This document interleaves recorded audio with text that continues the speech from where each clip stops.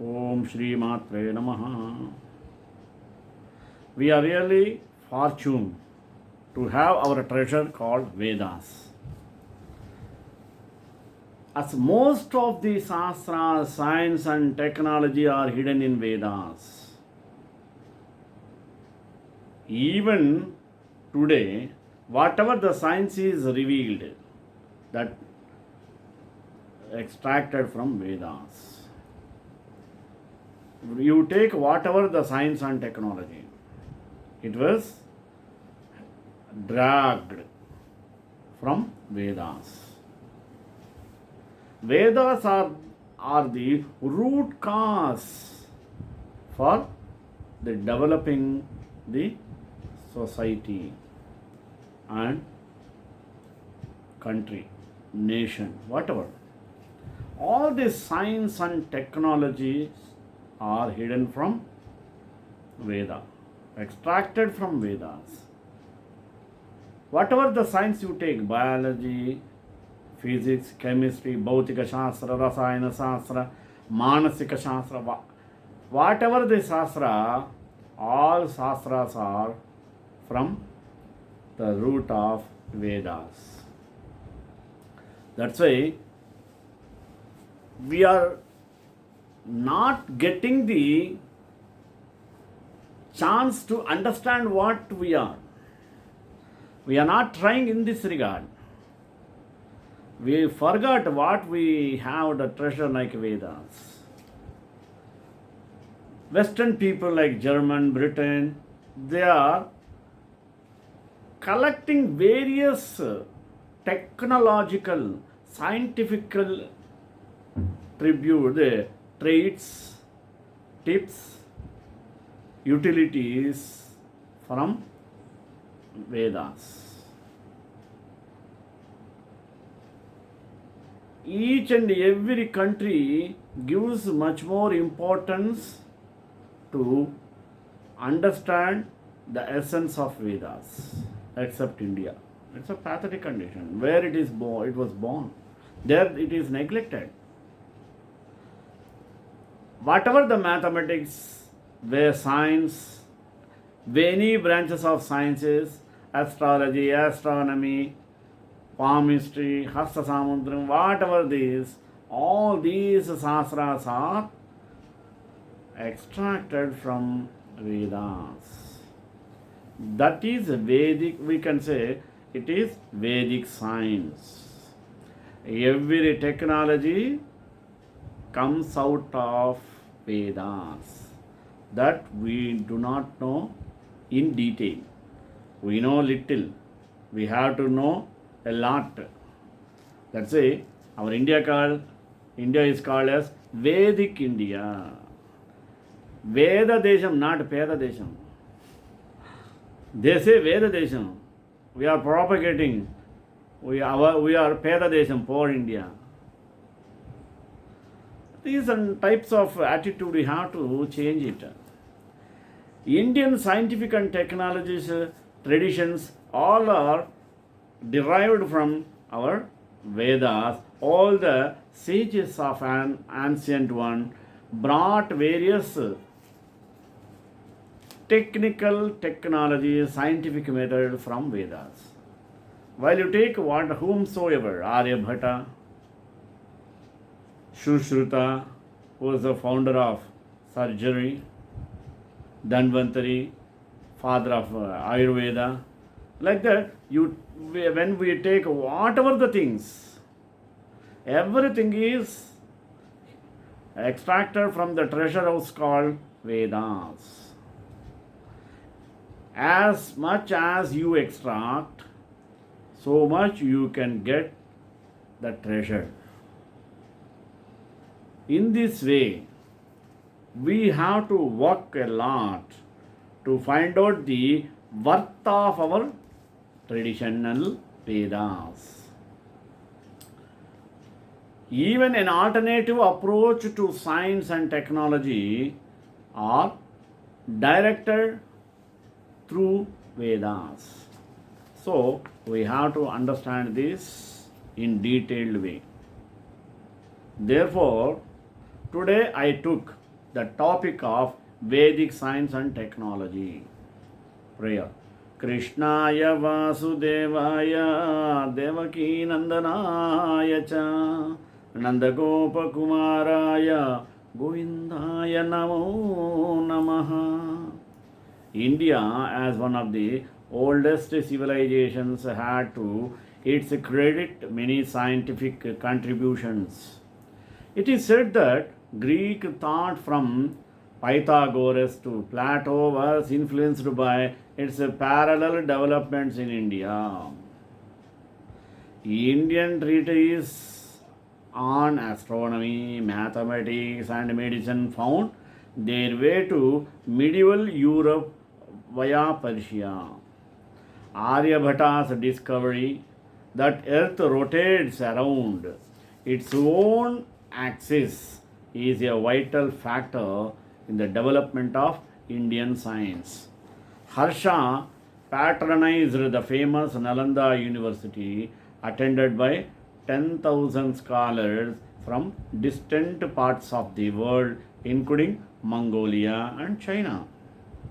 Medical men like Dhanvantari, Bharadwaj, Atreya, Patanjali, Sushruta, astronomers like Garga, Aryabhatta, Bhaskara, alchemists like Nagarjuna, philosopher scientists like Kanada, Kapila, and others like Chandrapala, Jinamitra, and Shilabhadra were among the distinguished scholars teaching Vedas, logic, Tantra, grammar, Vyakarana, medicine, Aushidhiya, yoga, and other sciences at different periods of time in India.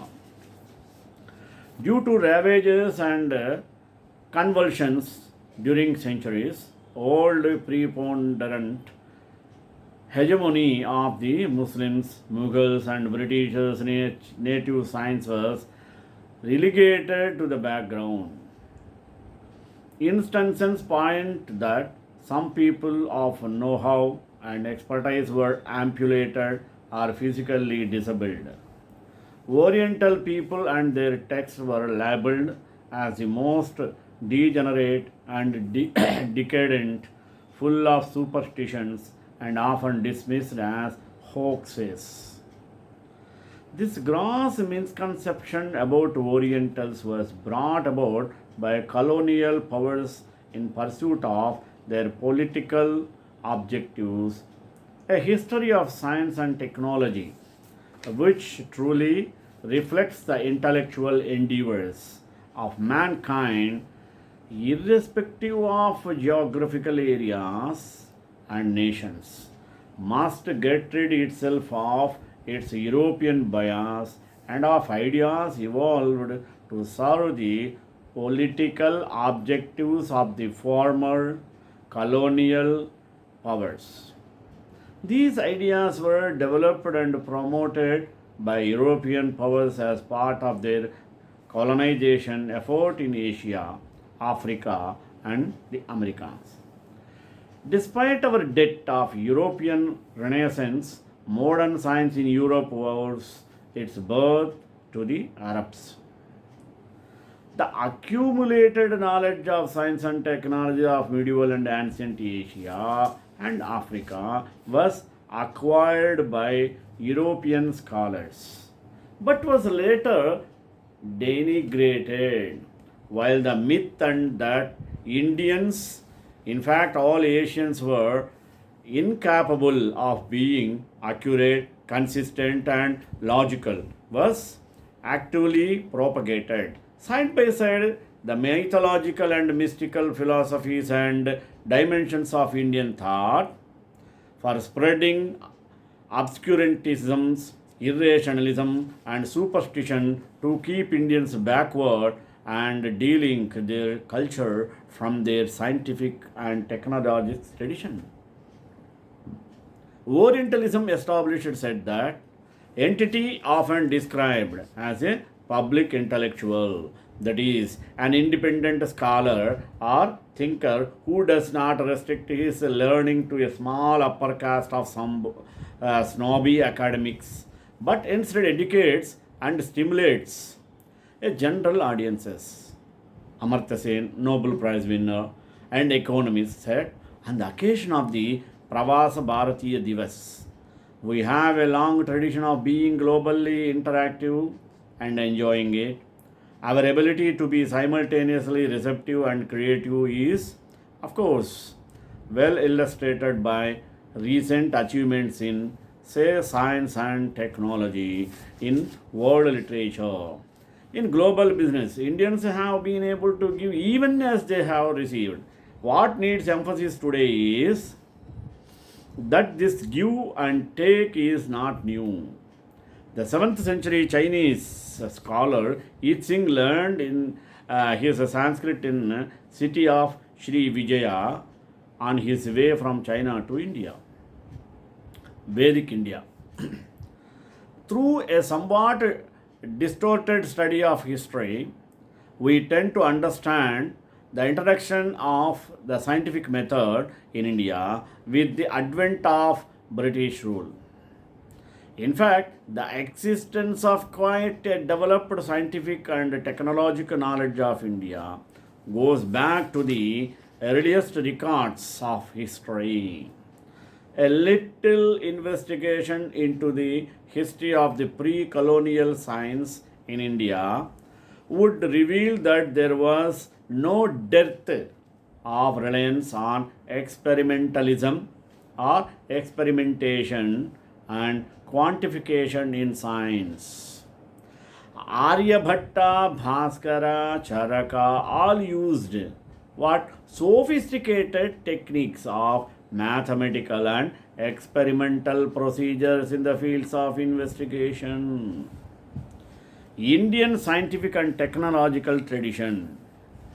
In ancient times, it was well known that in the land of Vedic India, the sources of hidden knowledge are to be sought after, and it also has long been claimed that the Vedas and the other scriptures of East are not only a storehouse of spiritual wisdom, but also a veritable treasure of scientific knowledge. While the claim regarding the latter has been only recently been considered seriously. How many of us know that inoculation against smallpox was widely prevalent practice in India before the British banned it on the grounds of humanity in 1802 to 1803. There is a very interesting paper on a inoculation against smallpox written by Holwell, who himself was a medical man and was a governor of the Bengal for a short period. He described in great detail in the practice of the Indian method of inoculation in Bengal and other areas. There is a myth that rich nations became rich through free trade. Nothing could be further from the truth.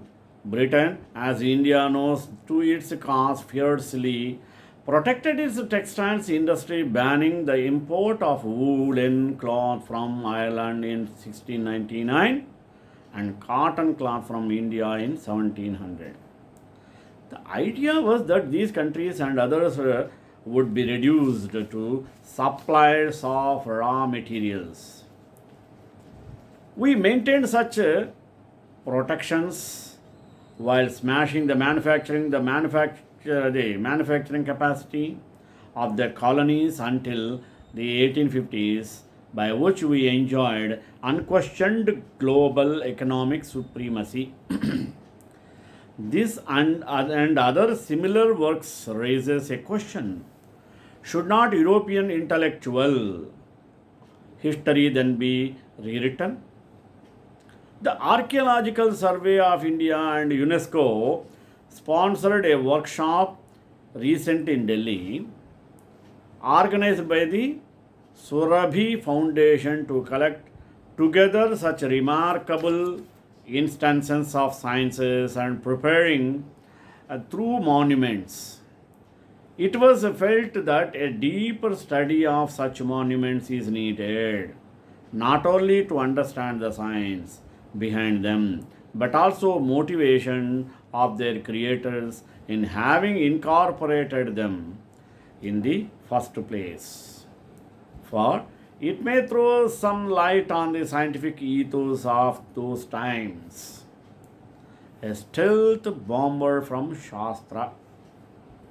A glass-like material based of technology found in ancient Sanskrit texts that could ultimately be used in a stealth bomber has been developed by a research scholar of Benares Hindu University. The unique material cannot be traced by a radar, and so a plan coated with it cannot be detected using radar, he said. The academy had been commissioned by the Aeronautical Research Development Board, New Delhi, to take up a one-year study, non-conventional approach to aeronautics on the basis of an old text, Vaimanika Shastra, authored by Bharadwaj. Though the period to which Bharadwaj belonged to be not very clear, the manuscripts might be more than 1,000 years old. The project aims at deciphering the Bharadwaj's concepts in aviation. However, Professor Lakshmi Tatacharar was quick to add that a collaborative effort from scholars of Sanskrit, physics, mathematics, and aeronautics is needed to understand Bharadwaja's Shastra. The Shastra has interesting information on Vimanas, different types of metals and alloys, a spectrometer, and even flying gear, the professor said. The Shastra also outlines the metallurgical method to prepare an alloy very light and strong, which could withstand high pressure. There have been sporadic efforts to develop aeronautics in the country's history. There has never been a holistic approach to it. Vaimanika Shastra throws us many interesting details that can benefit Indian aviation program, the director added. The academy has also embarked on the other projects including Indian concept of cosmology, with Indian Space Research Organization, mean ISRO, and steel in ancient India. A historical perspective in India, and also SAIL, Steel Authority of India Limited, and tools and technology of ancient India. Not only in the above mentioned science did ancient Indians take strides, but also they were also aware of the nature and dimensions of cosmos and man's relation to the place in the cosmos. Their keen perceptions were the nearest and sometimes better approximates to the space age conceptions of today. For it may throw some light on the scientific ethos of these times. An alternative approach to science and technology directed to the needs of Indian and third world countries. Engaging with the intellectual and scientific legacy of Europe did not mean the acceptance or imitation of any unvedantic Indian or alien learning. On the contrary, it was the readoption of those values which the Vedic India had handed over to the Europeans via the Arabs and Greeks earlier in their own time of wakefulness and inheritance, which the latter had built on, unlike the colonial India, which lapsed into deep slumber as a result of colonial designs. In Asian countries, there is a feeling of inferiority about their scientific performance. Over centuries, this myth had continued to the delegitimization and destruction of traditional knowledge and traditional technologies by assigning to them an irrational and mystical status. As Swami Vivekananda said, to the man who has begun to himself, the gate of degeneration has already opened. The same is true of a nation.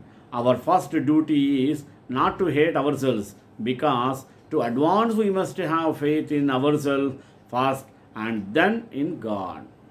A workshop on an alternative approach to management of research, development, and education in science and technology was held in Bangalore.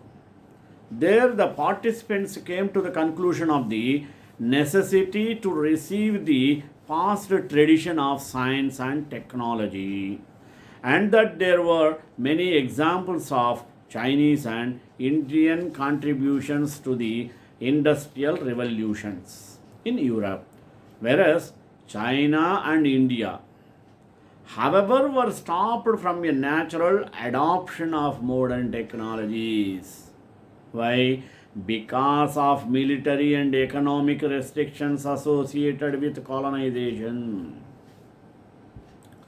According to the commentary come report on the proceedings of this workshop, the discussion in the session helped to indicate that our traditional systems have been rich resources of appropriate science and technology. And it is our urgent research task in the history of science and technology to collect as much information as possible about the rationality of these systems before they are further lost. Indians as well as other third world scientists need to recognize that they are entitled to create knowledge in terms of models, metaphors, and methodologies that make sense in their historical and cultural context and allow research to be directed to the needs of their societies and still be called scientists. An alternative approach to such relevant science and technology has to first oppose the overall Western domination of the third world. Scientific and technological research at level of organization and more so at the level of ideology.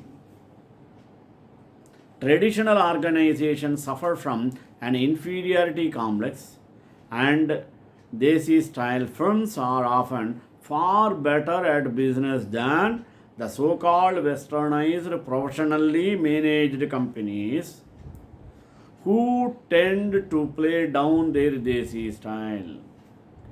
Of the two top industrial houses in India, one is westernized and is considered superior to other industrial firms who are still a family style business, though the family style management is far more dynamic and successful than the westernized one.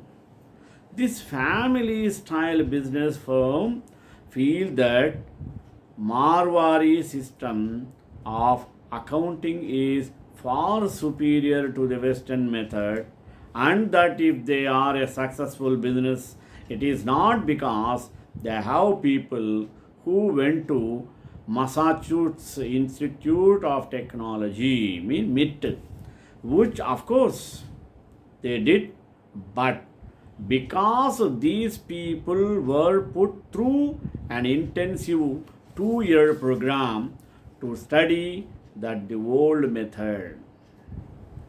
They feel that they have absolutely no intention of changing it.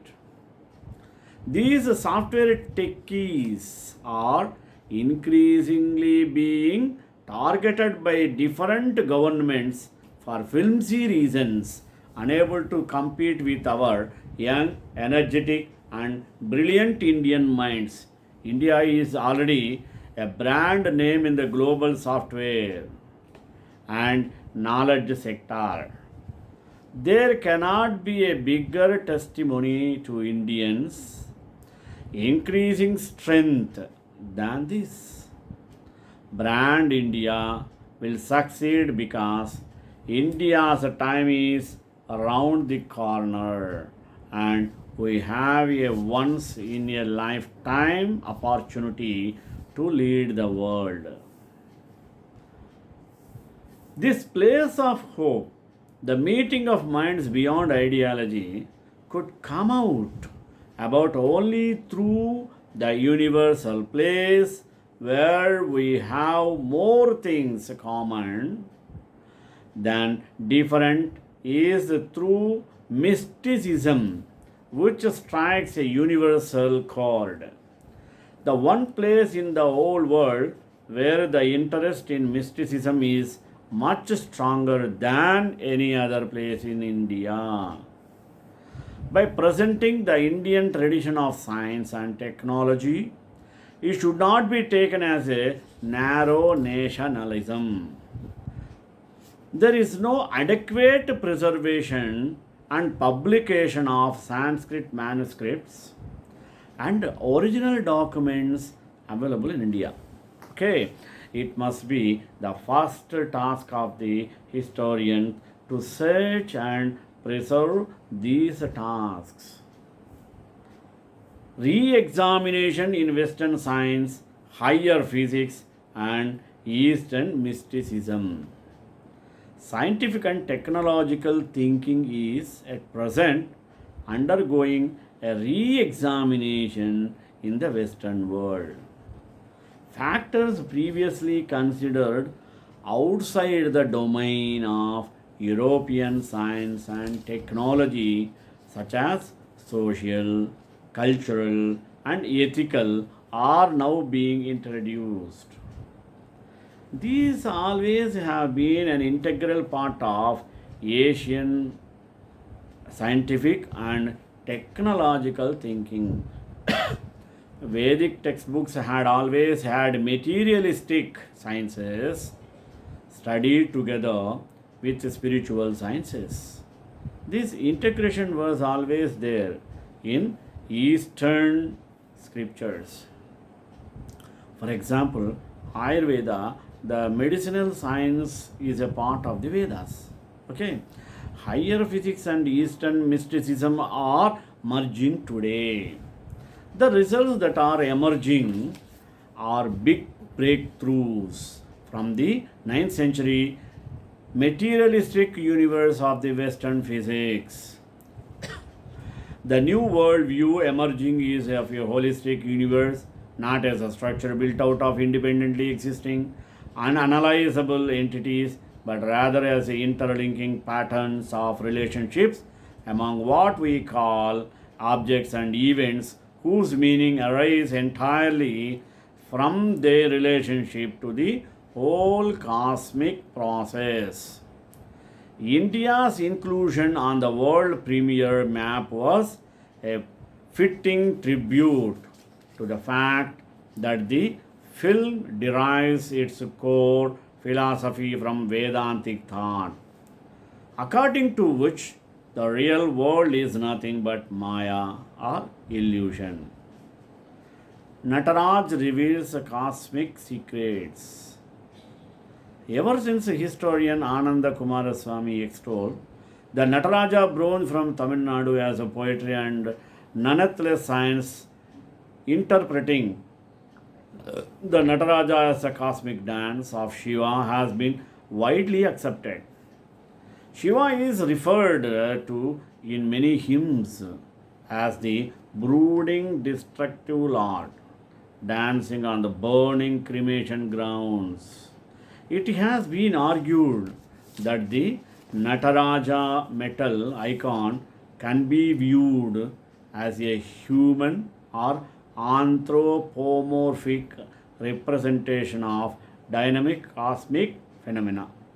A close examination of the symbolism evident in Chidambaram, the temple by sea coast of Tamil Nadu, dedicated to the worship of Nataraja, means Lord Shiva, shows that the ancient seeds, means sages, revelations encompass concepts which are at once both mystical and uh, tantalizingly scientific. Chit is consciousness, Ambara refers to the cosmic consciousness.